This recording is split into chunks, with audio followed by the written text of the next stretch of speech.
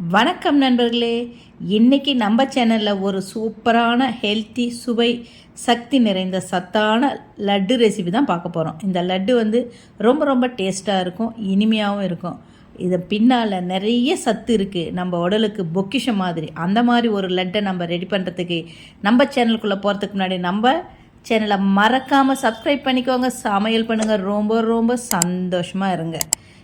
வாங்க லட்டு எப்படி செய்யுதுன்னு பார்க்கலாமா?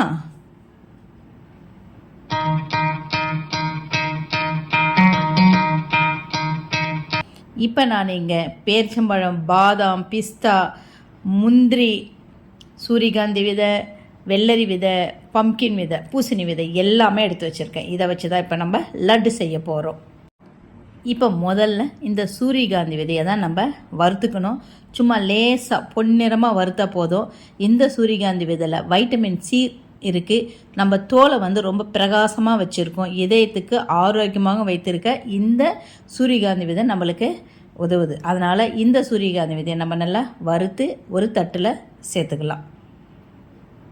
இப்போ அடுத்து நம்ம பார்க்குற பூசணி விதை எடுத்துக்கலாம். அதுவும் 100 கிராம் தான் எடுத்திருக்கேன். நான் எல்லாத்தையுமே 100 கிராம் எடுத்திருக்கேன். இந்த பூசணி விதையில் மேக்னீஷியம் சத்து இருக்குது, ஜிங்க் இருக்குது. இது நம்ம மன அழுத்தத்தை குறைக்குதுங்க. ராத்திரியில் நம்மளுக்கு படுத்தா கொஞ்சம் நல்லாவே தூக்கம் வரும். இதை அடிக்கடி நம்ம யூஸ் பண்ணிக்கிட்டே இந்த மாதிரி லட்டுலாம் பிடிச்சி சாப்பிட்டா நம்மளுக்கு நல்ல சக்தியும் உறக்கத்தையும் தரும். இதே நம்ம வறுத்து எடுத்து வச்சுட்டு அடுத்து நம்ம எடுக்க போகிறது வெள்ளரி விதைங்க. இது குட்டி குட்டியாக இருக்கும், பார்க்குறதுக்கு எந்த சின்னதாக இருக்குது பாருங்கள். இதே நம்ம பொன்னிறமாக ஸ்டவ் மீடியத்தில் வச்சுக்கோங்க. இதே நம்ம பொன்னிறமாக வறுத்துக்கலாம். இதில் நம்ம உடலில் இருக்கிற கழிவுகளை வெளியேற்றுற தன்மை இருக்குங்க இந்த வெள்ளரி விதைக்கு. இதே நம்ம வறுத்து அந்த தட்டிலே சேர்த்துக்கலாம். இப்படி ஒவ்வொரு நட்ஸுக்கும் ஒரு வித சத்து நிறைஞ்சு தான் இருக்குங்க. அடுத்து நம்ம பிஸ்தாங்க. நம்ம கூட எல்லோரும் சொல்லுவேன், பெரிய பிஸ்தாவா நீ அப்படின்னு. பார்க்குறதுக்கு பச்சை கலரில் தான் இருக்கும். இதை நம்ம இருதயம் இருக்குது இல்லைங்களா, அதுக்கு ரொம்ப சத்து தரக்கூடியது. கண்களுக்கு கூட ரொம்ப நல்லதுங்க. இது நம்ம தோல் இருக்குது பாருங்கள், பலபலன்னு செய்கிற சக்தி இருக்குது.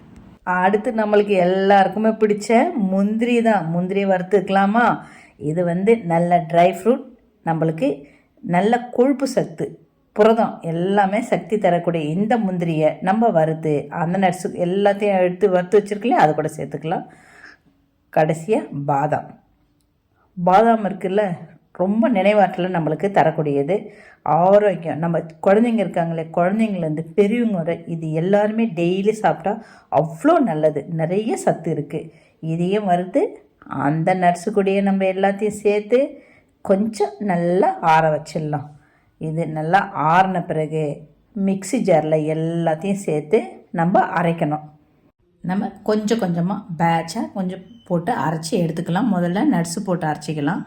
அது நல்லா கிரைண்ட் பண்ண பிறகு அப்புறமா தான் நம்ம பேரிச்சம்பழம் போட போகிறோம். நீங்கள் சர்க்கரை இல்லை வெல்லம் எது வேணாலும் போட்டுக்கலாம். நான் பேரிச்சம்பழம் தான் போட்டிருக்கேன். பேரிச்சம்பழம் போட்டு இதையும் நல்லா கிரைண்ட் பண்ணி நம்ம ஒரு பவுலில் சேர்த்துக்கலாம். எல்லாத்தையுமே இந்த மாதிரி அரைச்சி நம்ம எடுத்து வச்சுக்கலாம்.